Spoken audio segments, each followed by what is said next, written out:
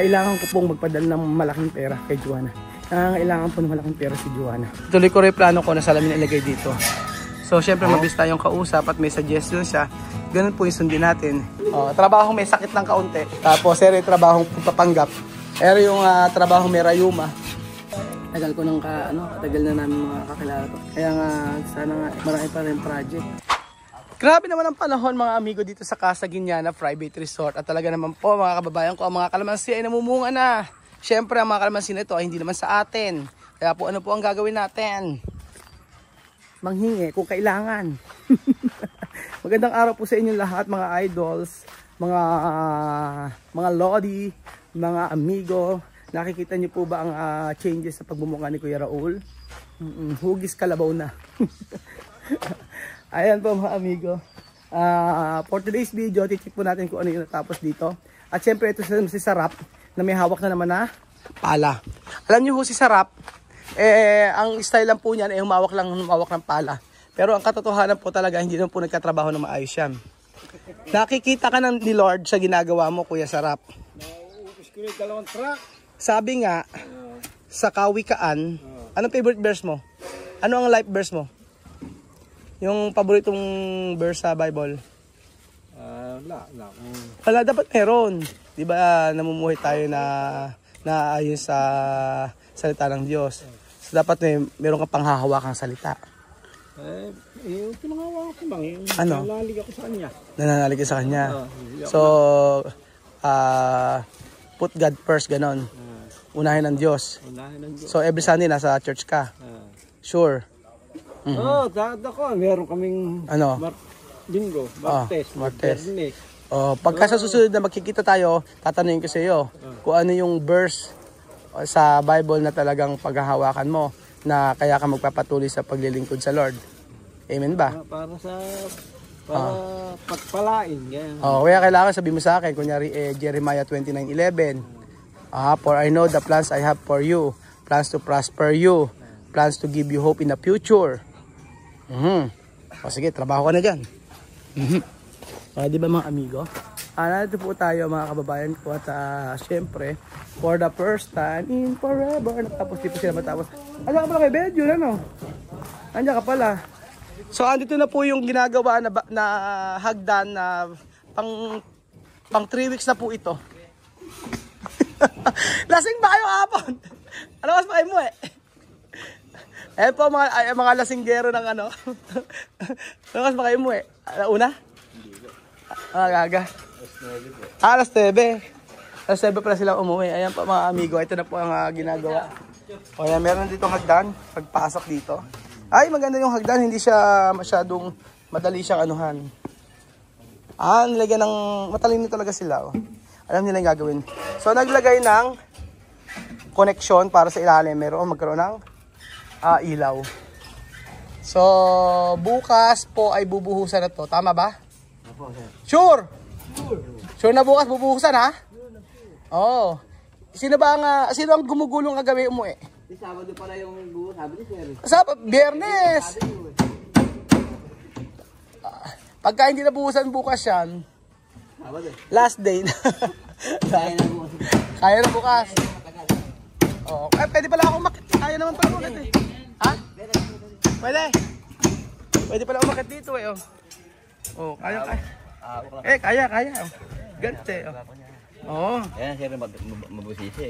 Ere mabusisi. Matagal-tagal ako. Ere matagal. Pero hanggang bukas kaya na to. Nalasing ka ba kabon? Bahagya? Ang bihira.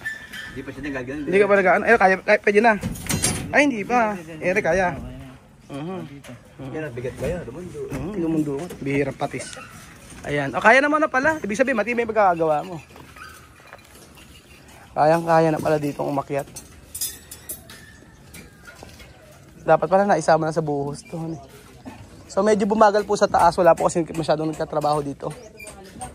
Ilan na? Ayan. So iniisip ko nga ngayong linggo ay meron na pong matatapos. Pero wala po pala. Ayan. Ito na po. Masyadong hindi mainit. Tinaasan na ng tinaasan.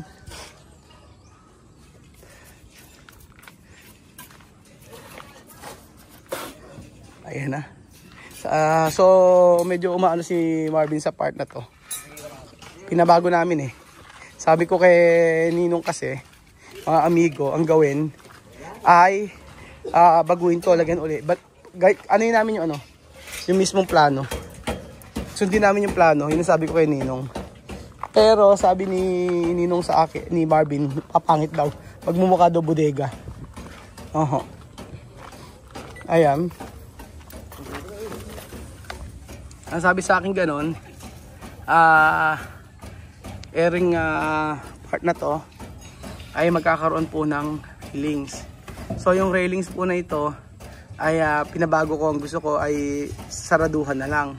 Pero sabing gano'n ni Marvin, wag daw magmumukha daw itong bodega. So tuloy ang plano. At maniniwala ako kay Marvin kasi yung sininong, depende kasi sa nagpapagawa, naiintindihan ko rin siya. Pero nag-suggest kasi si Marvin na tuloy ko raw yung plano ko na lagyan ito ng salamin. Ayan po. Tuloy ko rin yung plano ko na salamin ilagay dito. So syempre mabilis tayong kausap at may suggestion siya. Ganun po yung sundin natin. Maglagay po tayo ng salamin dito sa part na to. Hindi na po natin ito sasaraduhan. So ganun po siguro. Laban bawi lang po tayo mga amigo. And then pag nalagyan na ito ng bukas, pag ito ay nalagyan na po ng hagdan, madali na tayo makakaakit talaga. Medyo sanay naman sa init mga yan. Iba po yung yun. Ba't si Kuya Ruel? All araw niya si Kuya Ruel. Tagal ko nang tagal na namin mga kakilala to, kakilala yung mga pagkatrabaho na to. Kaya nga sana nga marami pa rin project para makasama pa natin itong mga nagkatrabaho na to. Importante sa kanila sumasahod every week. Hindi naman natin kayang, ayaw naman natin na mawalan sila ng trabaho. Kaya hanggat maaari ibibigay natin yung best para sa kanila mga amigo. Excuse me po. So habang mainit, dito muna tayo sa taas mga kababayan ko. At panoorin natin mga amigo yung mga maraming matatapos dito. Ang second floor medyo bumagal kasi po mga amigo yung pagkuha po ng mga materyales sa baba. Ganyan po. So grabe ang laki pala ng bahay na pinapagawa natin mga amigo. In God's grace matatapos naman po ito mga amigo. So yung pagtatiles lang ng mga yan matindi na. Lalo na yung finishing. Finishing pa naman po ang matagal mga amigo. Ako ngaya nalulungkot minsan kapag mayroong project na medyo matagal. Kasi the more na matatagal yung project, malulugi talaga. Kaya talagang pinagpipray ko na mabilis yung So gumagawa kami ng strategy kung paano mapapabilis yung mga project namin.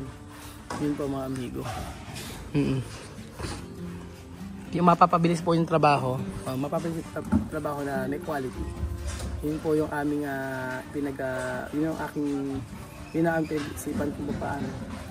Ayan, lahat naman nagtatrabaho. Kita nyo po, ayan si Lolo Mayo. Masisipag naman yung mga yan. Pero ang ganda rin pala talaga dito mga amigo, ito kasi salamin to. Ayan. So pag akit pa lang dito, pag mo pa lang dito, kita mo na yung labas. Kita mo na yung nasa may baba mga amigo. Ayan. So, ayan. Wala na masyadong init, makababa na. Sana po okay naman ang aming pagbaba. Ayan. So okay bang bumaba? Okay na. So ano? Matagilid na ako, baka pa pag ganoon. Ganyan ang pababa ko. So hindi naman siguro ako rito So maano na ba to? Ito ba ay maano na? Sana naman hindi ako mahulog dito. At grabe pala ang hirap dito. So kaya naman pala. Depende sa sapatos. Huwag lang gumasgas. So pumasok po aking sapatos. Grabe. Babali ka ba? Sino babali? Gusto nyo ko? Overball na po. Ay, over na bali ba? wala nakakainin yung pamilya. Yun ang mahirap, no? O, barbale. Ayan, okay na. Oo nga, bukas. Pag di nyo pa nabuhusan hanggang bukas to. Pero si brother ang may kasalanan. So, ito po yung mga ginagawa nito. Ito po yung tawag dito yung petics. Yan po yung trabahong petics. Yan. Ulam. Yan yung mga trabahong petics. Trabahong may sakit ng kaunti. Ayan yun. Tapos, yung trabahong papanggap. Ayan, ito yung trabahong nagpapanggap. Ayan. Pero yung trabaho may rayuma. Ayan yun. Ayan yung mga style ng mga trabahador natin. Malinis naman na po mga amigo. Ang laki ng kwarto nila Lola Eden. Ayan po. Ito po yung trabaho na kung saan hinuhuli po natin kung nagtatrabaho talaga sila. Ayan. Ito ang trabaho na hinuhuli natin kung totoong nagtatrabaho. Base po sa ating obserbasyon, si Abapo at saka si Parang Tino ay nagtatrabaho naman ng maayos. Yan po mga amigo. Medyo may kwentuhan na nagaganap pero nagtatrabaho. Ayan. So, konting po epetics ng konti siya ba? Huling-huli. Ayan na po. So, iba't ibang ugali po ng trabahador natin. So, anong gagawin natin? Malamig pa lang, kahit di mag-aircon pag mataas. Oo, hindi na kailangan mag-aircon. Ayan po si Lolo Mayo. Trabahong pagod. Yan. Ito nating hagdan. Lagyan natin itong pwede itong lagayan ng mga maleta. I think dito dapat nilagayan ng mga maleta. Pero kailangan itong paplatadahan. Kailangan na paplatadahan din itong gilid na ito. Ito. So, sa part naman na ito, hindi ko alam kung ano po pwede natin gawin dito. Pero may railings to eh. Dalawa na yan. So, maganda dito lagayan ng mga maleta. Yan po. And then, balik tayo. Ayan, dito po tayo sa part na to. Ayan. Ayan.